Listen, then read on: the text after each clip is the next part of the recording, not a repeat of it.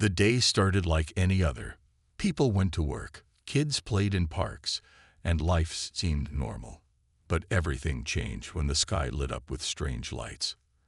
At first, folks thought it was a new kind of fireworks show. Some even clapped and cheered. But then, huge dark shapes appeared behind the lights. They were so big they covered whole cities in shadow. "What are those things?" people asked, pointing up at the sky. Nobody knew the answer. The shapes were like nothing anyone had seen before. They were smooth and round, like giant metal eggs floating in the air. There were hundreds of them, maybe even thousands, spread out all over the world. News channels went crazy. Reporters tried to explain what was happening, but they were just as confused as everyone else. One thing was clear: these weren't from Earth. The aliens had come. In New York, a little girl tugged on her mom's sleeve. "Are those spaceships, Mommy?" she asked. Her mom didn't know what to say. She just hugged her daughter tight and kept staring at the sky. All around the world, people reacted differently. Some ran inside their homes and locked the doors. Others stood in the streets, taking pictures with their phones. A few brave souls even tried waving at the ships, hoping the aliens might be friendly. But the aliens didn't wave back. They just hung there in the sky, silent and still. World leaders scrambled to figure out what to do. The President of the United States called an emergency meeting. In China, the government sent jets to fly near the ships. But the pilots were too scared to get close. In Russia, they thought about firing missiles, but worried it might start a war they couldn't win. No one knew if the aliens came in peace or if they wanted to hurt people. It was the scariest game of wait and see the world had ever played. Scientists tried to talk to the ships. They sent radio signals and light beams, hoping the aliens would answer. But the ships stayed quiet. It was like they were just watching, studying the humans below. As hours passed, people got more nervous. Schools closed. Stores ran out of food as folks stocked up, afraid of what might happen next. The streets got empty as more and more people hid in their homes. Then, after a whole day of silence, something new happened. The biggest ship, floating right over New York City, started to glow. A beam of green light shot down from its bottom, hitting the ground in Central Park. People gathered around, kept back by police who looked just as scared as everyone else. In the middle of the green light, a shape started to form. It looked like a TV screen made of light, floating in the air. Suddenly, a face appeared on the screen. It wasn't human. The alien had big black eyes, no nose, and skin that looked like shiny metal. When it opened its mouth to speak, everyone held their breath. "People of Earth," the alien said in a voice that sounded like it was coming from everywhere at once. "We have come from far away. Your planet now belongs to us. If you fight, you will lose. If you give up now, some of you may live." The message played all over the world, in every language. From New York to Tokyo, from London to Sydney, everyone heard the same thing. The aliens wanted Earth, and they weren't asking nicely. World leaders tried to be brave. The president went on TV, telling people not to panic. "We will not give up our home," he said, his voice shaking a little. "We will stand together and face this threat." But how could humans fight against aliens with ships that big? What kind of weapons did the aliens have? Nobody knew, and that made it even scarier. As night fell, the ships turned on bright lights, making it impossible to see the stars. It was like Earth was trapped in a giant cage. People huddled together in their homes, watching the news and hoping for a miracle. Some prayed, some cried, some tried to act tough. But everyone, deep down, felt the same thing: fear. The world had changed in just one day, and no one knew if things would ever be normal again. The aliens had made their move. Now it was Earth's turn to respond. But what could they do against an enemy so powerful? As the world's leaders met in secret, trying to come up with a plan, regular people everywhere asked the same question: What will happen to us? The first day of the invasion was over, but the real battle was just beginning. Humans had faced many challenges before, but never anything like this. The sky invaders had changed everything, and the future of Earth hung in the balance. The world held its breath, waiting for the aliens' next move. It came sooner than anyone expected. Just as the sun rose on the second day of the invasion, the huge alien ships opened up. But instead of soldiers or lasers, they released thousands of small, shiny balls. These balls fell from the sky like rain, landing in cities, forests, and oceans all over Earth. At first, nothing happened. People poked at the balls with sticks, unsure what they were. Some brave or foolish. Folks even picked them up. That's when things got weird. The balls started to hiss and release a gas. It wasn't colorful or smelly. In fact, it looked just like normal air. But as it spread, the aliens' plan became clear. On every TV and radio, the alien leader's face appeared again. Humans, it said, its big black eyes blinking slowly. You are breathing your doom. Our oxygen bombs will make your air too rich to breathe. Soon, you will all suffocate. The alien laughed, sure of its victory. But then something strange happened. Nothing. People didn't start choking. They didn't fall down gasping for air. They just stood there, breathing normally, looking confused. In a lab in Germany, a scientist named Dr. Emma Klein figured it out first. It's just oxygen, she shouted, looking at her tests. The aliens are trying to kill us with air. Word spread fast. The aliens' big weapon was just making the air have more oxygen. For humans, it was like taking a really deep breath. Some people even said they felt better. But if it didn't hurt humans, why did the aliens think it would work? The answer came from a small town in New Mexico. A curious kid named Tommy had caught a tiny alien that fell out of one of the ships. He kept it in a fish tank and noticed it was having trouble breathing. Tommy's mom, a nurse, realized what was happening. The aliens can't handle oxygen like we can, she explained to the news cameras outside their house. What's normal for us is poison for them. Scientists around the world confirmed it. Humans had evolved breathing oxygen-rich air, but the aliens came from a place with much less oxygen. To them, Earth's air was already hard to breathe. Now, with the oxygen bombs, it was deadly. The aliens had made a big mistake. They thought their weapon would kill all life on Earth.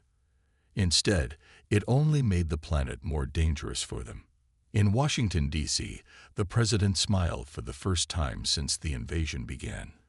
We found their weakness, he said to his advisors. Now we can fight back. But the aliens weren't giving up. Angry that their plan failed, they decided to attack in person. Alien soldiers in big protective suits started to land in major cities. These aliens were tall and strong, with 4 arms and tough, scaly skin. They carried weird-looking guns and tried to scare people. But their suits slowed them down. In the oxygen-rich air, they moved like they were underwater. Humans, on the other hand, felt stronger than ever. The extra oxygen made them run faster and think quicker. Even grandmas were picking up heavy things like they were young again.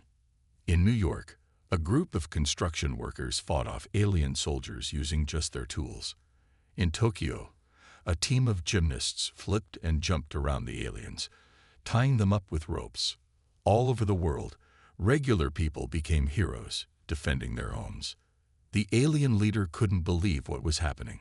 It had been so sure the oxygen bombs would work. Now, its soldiers were losing fights to humans with no weapons or armor. How is this possible? The alien screamed, its message playing on all screens. You should be dying. A little girl in London looked right at the alien face on her TV and said what everyone was thinking. We're stronger than you thought. As day turned to night, the aliens retreated to their ships. They had to rethink their whole plan. The weapon they thought would win the war in a day had only made humans stronger. People celebrated in the streets, breathing deeply and feeling powerful. For the first time since the invasion started, there was hope. Humans had faced the aliens' best weapon and survived. Scientists worked through the night, studying the oxygen bombs and the captured alien. They knew the war wasn't over. The aliens would try something else. But now, Earth had a fighting chance. As people went to bed that night, many looked up at the alien ships and smiled. The message was clear. Humans weren't going to be easy to beat. The aliens had tried to take their breath away, but instead, they had only made humanity stronger. The breath weapon had failed. Now, the real battle was about to begin. The third day of the alien invasion dawned with an eerie silence. The huge spaceships hung in the sky like dark clouds, not moving. People everywhere waited, wondering what the aliens would do next. They didn't have to wait long. At exactly noon, no matter what time zone you were in, the alien ships started to hum. It was a low sound at first, but it quickly got louder. Dogs started barking, and car alarms went off all over the world. Then, without warning, the bottom of each ship opened up. Giant silver objects, each as big as a bus, fell from the ships. They looked like massive bombs. "Everyone, get inside," yelled police officers and soldiers. People ran for cover, thinking this was the end. The big silver bombs fell towards Earth's biggest cities. In New York, a bomb headed straight for Times Square. In Tokyo, another aimed for the busy Shibuya crossing. London, Paris, Moscow, Beijing. No major city was spared.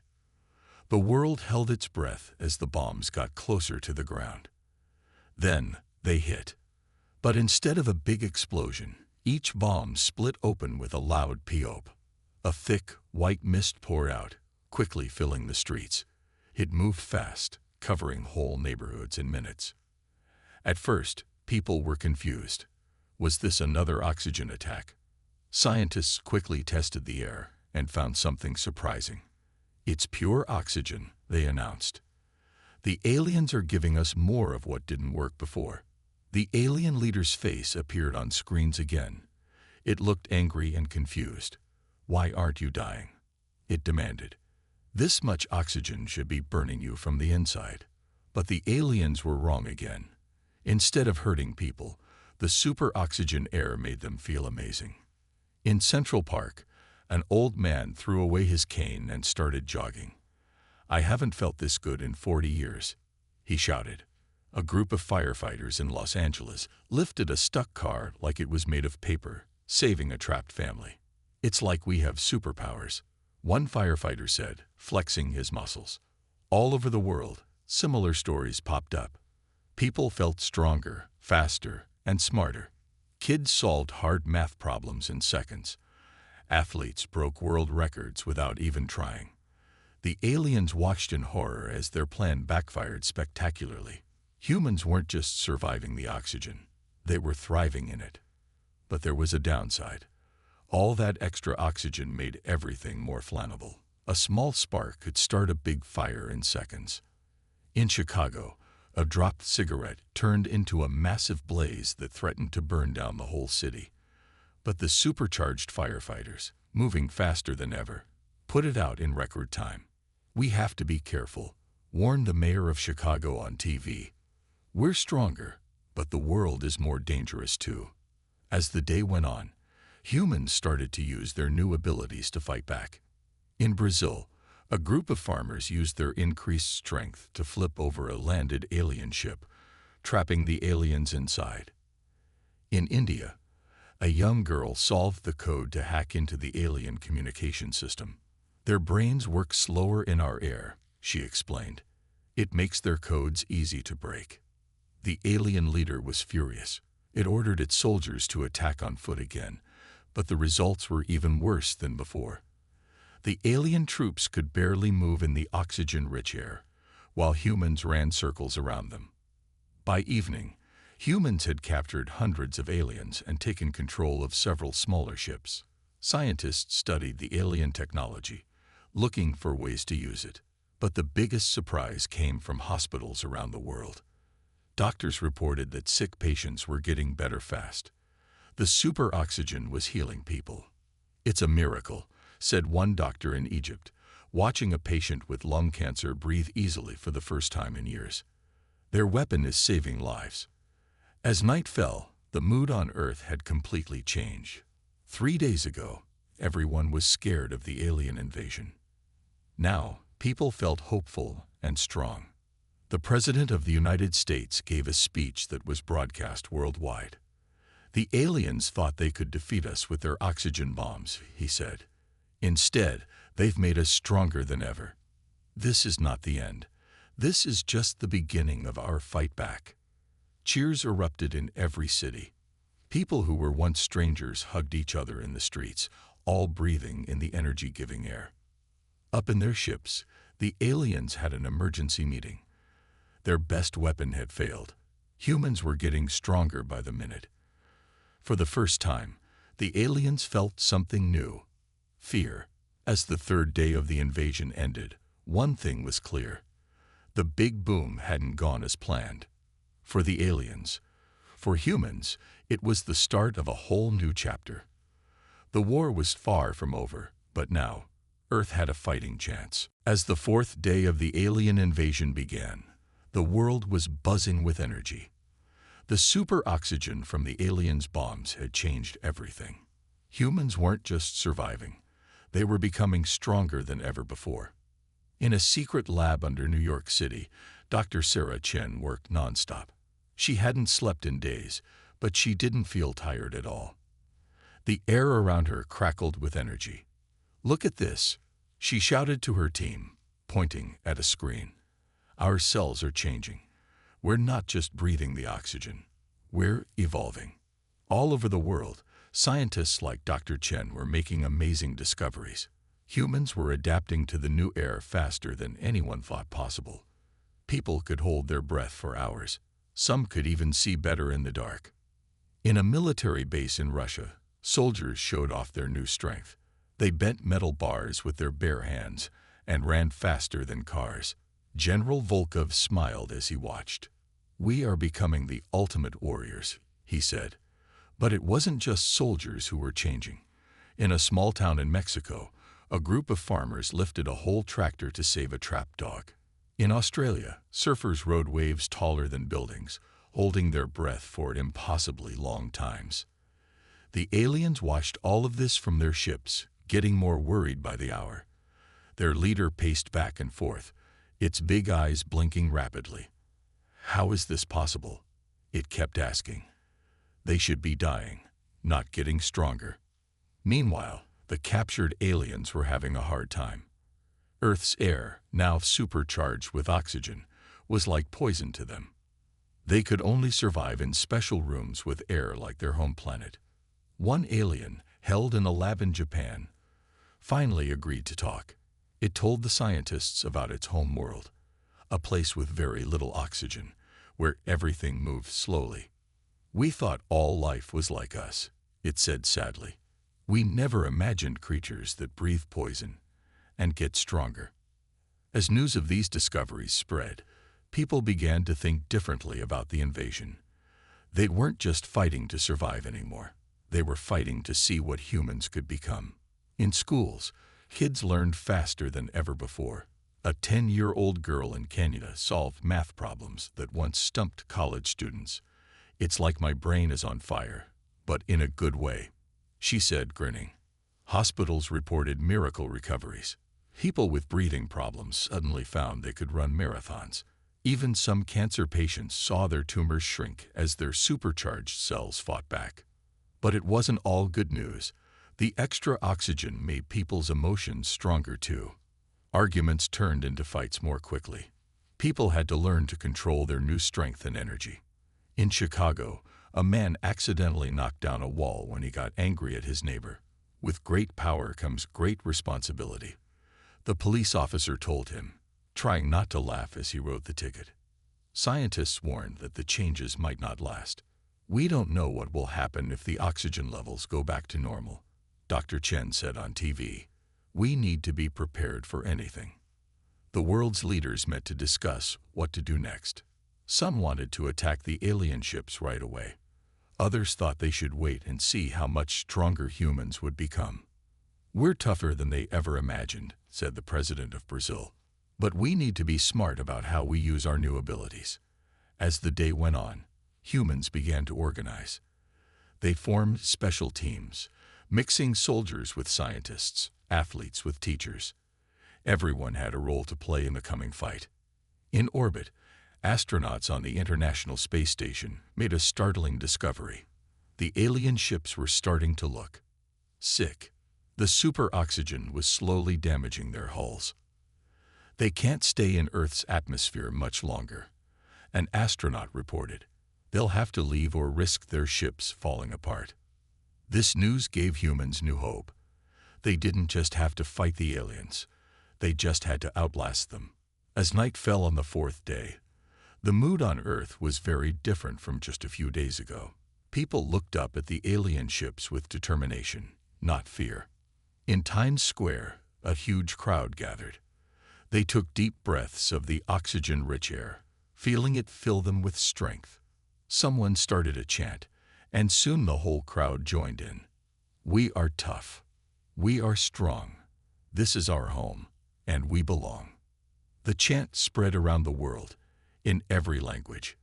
It was a message to the aliens, and to each other. Humans had faced the biggest threat in their history, and they hadn't just survived. They had become tougher than ever. The aliens' biggest weapon had backfired. Instead of weakening humanity, it had unleashed their true potential. As the fourth day ended, one thing was clear.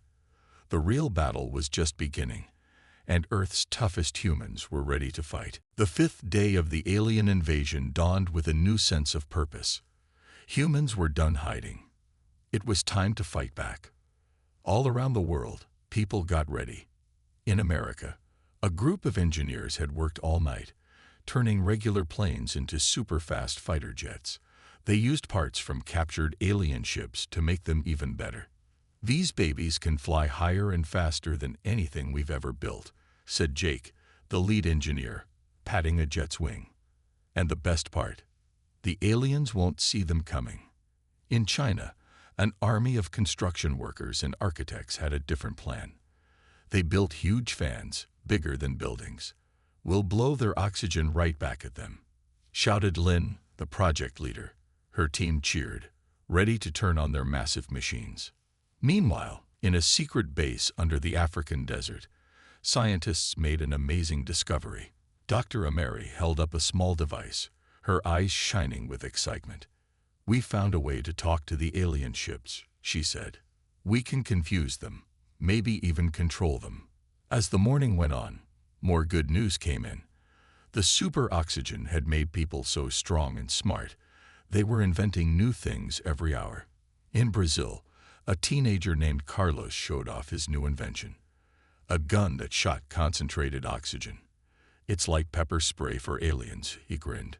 The alien ships still hung in the sky, but they looked different now. Their shiny surfaces were turning dull. Some had spots that looked like rust. The Earth's air was slowly breaking them down. Inside the ships, the aliens were panicking. Their leader paced back and forth, its long fingers tapping nervously on a control panel. "We must attack now," it hissed to its commanders, "before the humans get any stronger." But it was too late. As the aliens prepared to launch a massive attack, humans struck first. At exactly noon, all around the world, people put their plans into action. In New York, the new superjets took off, zooming towards the alien ships faster than the eye could see. In Beijing, the giant fans roared to life, sending gusts of oxygen-rich air high into the sky. The aliens didn't know what hit them. Their ships, already weak from the oxygen, started to fall apart in the sky. Some crashed into the ocean, while others managed to fly away, leaving Earth as fast as they could. But the humans weren't done yet. Dr. Ameri's team used their new device to take control of some of the alien ships. They made them land safely in empty fields, where teams of scientists waited to study them. In Europe, a group of hackers led by a 15-year-old girl named Sophie broke into the aliens' computer systems. Their passwords were so easy. Sophie laughed. It's like they never thought anyone would try to hack them. The alien leader watched in horror as its invasion fell apart. It tried to call for help from its home planet, but Earth's new defenses blocked the signal. For the first time, the alien felt something humans knew well: fear. As the day went on, more and more alien ships left Earth. Some tried to fight back, but they were no match for the supercharged humans. People cheered in the streets as each ship disappeared into space. By sunset, it was clear: the humans had won. The last alien ship vanished with a flash of light, leaving Earth's sky clear for the first time in days. All around the world, people celebrated. They hugged strangers in the street, sang songs, and laughed with joy. The aliens' big plan had failed. Instead of conquering Earth, they had made humans stronger than ever before. In Washington, D.C., the president gave a speech to the whole world. "Today, we showed the universe what humans can do," he said, his voice full of pride. "We faced the greatest threat in our history, and we didn't just survive. We won." But even as people celebrated, scientists and leaders were already thinking ahead. Dr. Chen, still working in her lab, looked up from her microscope with a serious face. "The aliens might come back," she warned, "and there might be other dangers out there in space. We need to be ready." The president nodded, agreeing with Dr. Chen. "This is not the end," he told the world. "It's a new beginning. We'll use what we've learned to make Earth stronger. And one day, we'll be the ones exploring the stars." As night fell on the fifth day, people looked up at the sky with new eyes. The stars didn't seem so far away anymore. Humans had faced their toughest test and passed. They had fought back against impossible odds and won. Whatever came next, Earth was ready. The aliens had tried to conquer humanity, but instead they had unleashed its true potential. The future was bright, full of possibilities, and it belonged to the tough, brave humans who had fought back and saved their world. The sixth day of the alien invasion began with an unusual sight. The massive alien ships, once menacing and powerful, were now scrambling to leave Earth's atmosphere. It was a chaotic retreat that no one had expected, least of all the aliens themselves. In the alien mothership, panic reigned. The Supreme Commander, a tall, spindly creature with eyes like black marbles, barked orders in a high-pitched screech. "Faster! We must leave this oxygen-filled death trap."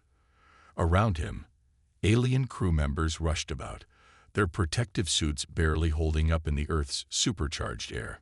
Down on Earth, humans watched with a mix of joy and disbelief.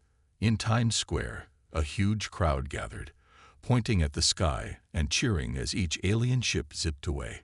A hot dog vendor, who had been giving out free food since the invasion began, shouted, "Look at him run. Earth, 1.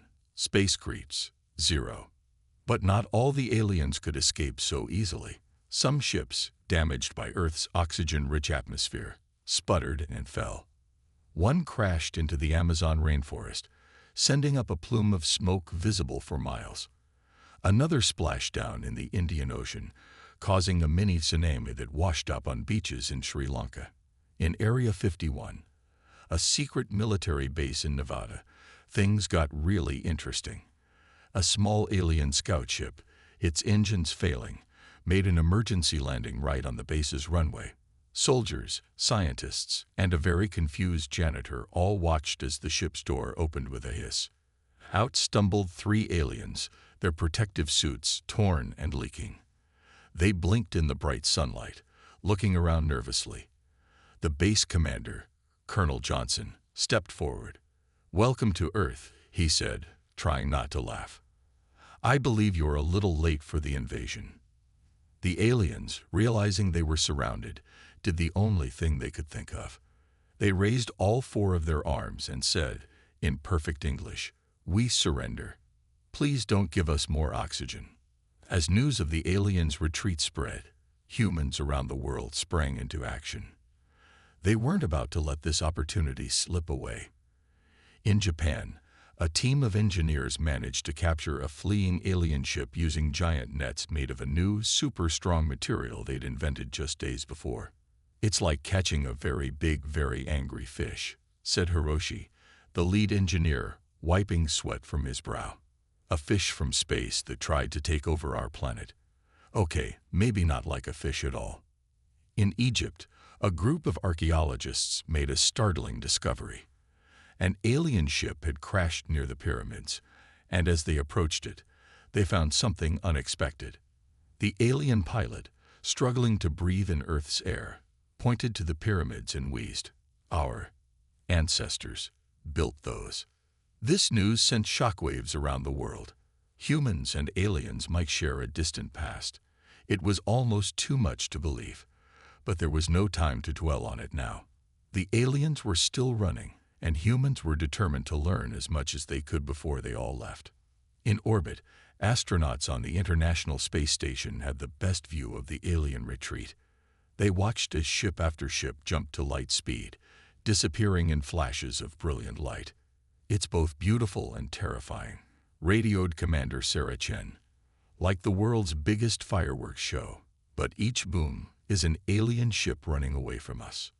Back on Earth, the last pockets of alien resistance were crumbling.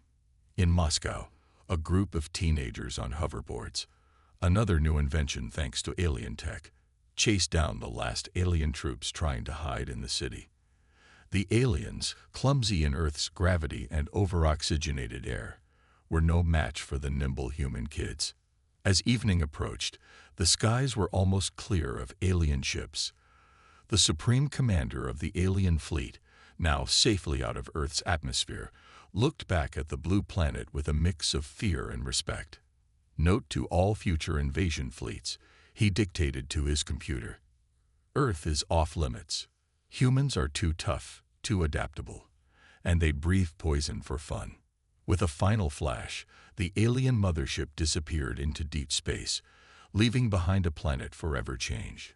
Humans had not only survived the invasion, they had driven off beings with technology far beyond their own. And they did it all while breathing in air that the aliens considered a deadly weapon. As night fell on the 6th day, people around the world celebrated like never before. Parties erupted in every city, town, and village. Fireworks lit up the sky, replacing the alien ships with bursts of color and light. People danced, sang, and hugged each other, breathing deeply of the oxygen-rich air that had become their greatest strength. In Washington, D.C., the president addressed the world one more time. "My fellow Earthlings," he said, grinning at the camera, "I think we just won our first interstellar war. Not bad for a bunch of oxygen brothers. Ha!" The world cheered. The aliens had run away, but they left behind a humanity that was stronger, smarter, and more united than ever before. As people looked up at the stars, they didn't feel small anymore. They felt ready for whatever the universe might throw at them next. The aliens had run away, but Earth's adventure was just beginning. A month had passed since the aliens ran away. Earth was a very different place now. The super oxygen left behind by the aliens had changed everything. Humans weren't just back to normal. They were better than ever before. In New York City, construction workers built skyscrapers in days instead of years. They lifted heavy steel beams like they were made of plastic. "It's like we're superheroes now," said Joe, a burly foreman, as he easily carried a load that would have needed a crane before. Schools had to create whole new classes. Kids were learning so fast, they finished entire grades in weeks. In a small town in Kansas, a 10-year-old girl named Emily shocked everyone by solving math problems that puzzled college professors. "I just see the answers in my head," Emily said, shrugging. Her parents looked on, proud but a little scared of how smart their daughter had become. Hospitals were almost empty. The super oxygen had made people so healthy, most illnesses just disappeared. Dr. Maria Lopez, once a busy surgeon, now spent her days studying the changes in human bodies. "We're evolving at an incredible rate," she told a group of reporters. "Our lungs are more efficient, our hearts are stronger, and our brains, well, They're doing things we never thought possible. Sports records were broken every day. At the Olympic trials in Los Angeles, athletes did things that seemed impossible. Runners finished marathons in under an hour. Swimmers crossed pools in just a few strokes. High jumpers leaped over bars set twice as high as before. "We might need to invent new sports," said Tom, a sports commentator, shaking his head in disbelief. "These athletes are just too good for the old ones." But it wasn't all about physical changes. People's minds had leveled up too. Scientists made breakthrough after breakthrough. In a lab in Tokyo, a team announced they had solved the problem of clean energy. "We can power the whole world without hurting the planet," said Dr. Yuki Tanaka, holding up a small glowing cube. "And it's all thanks to what we learned from alien technology." Governments around the world were changing too. Leaders found they couldn't lie or cheat anymore. People were too smart and saw right through them. A new era of honesty in politics began, led by young people whose minds worked faster than any supercomputer. "We're building a better world," said Zara, an 18-year-old newly elected to her country's parliament. "One where everyone's voice is heard and every problem has a solution." Space agencies worldwide were busier than ever. Using leftover alien tech and their new superpowered brains, engineers built ships that could travel faster than light. The first human mission to another star system was already being planned. "The aliens thought they could scare us away from space," said Commander Chen, the astronaut chosen to lead the mission. "Instead, they gave us the keys to the universe." But not everything was perfect. Some people worried that humans were changing too fast. They missed the old days when things were simpler. Support groups popped up for those who felt overwhelmed by their new abilities. "It's okay to take it slow," said Michael, a counselor at one such group. "We're all learning together. Being super smart and strong doesn't mean we stop being human." As humans leveled up, they also started cleaning up the messes left behind by the alien invasion. Teams of super strong workers easily lifted crashed spaceships, moving them to special research centers. Scientists studied every piece of alien technology, learning secrets that pushed human knowledge ahead by centuries. In the Amazon rainforest, where a big alien ship had crashed, something amazing happened. The super oxygen made plants grow incredibly fast. Within weeks, the damaged part of the forest wasn't just healed, it was bigger and healthier than ever. "Nature is leveling up too," said Dr. Anna Silva, an ecologist studying the new forest. "We might be able to reverse climate change much faster than we thought." As the world changed, humans faced new challenges. How would they use their new powers? What would they do with all the alien technology? And what if the aliens came back? World leaders met at the United Nations to discuss these big questions. For the first time in history, they all agreed on something. Earth needed to be ready for anything. "We've leveled up," said the Secretary General in a powerful speech. "Now we have a responsibility to ourselves, to our planet, and to the whole universe. We must use our new strengths wisely." As night fell, people around the world looked up at the stars. They didn't seem so far away anymore. Humans had faced their biggest challenge and come out stronger. They had leveled up in ways no one could have imagined. The future was bright, full of possibilities. Humans weren't just survivors now. They were explorers, inventors, and guardians of their little blue planet. Whatever came next, Earth was ready. The universe had better watch out. The humans had leveled up, and their adventure was just beginning.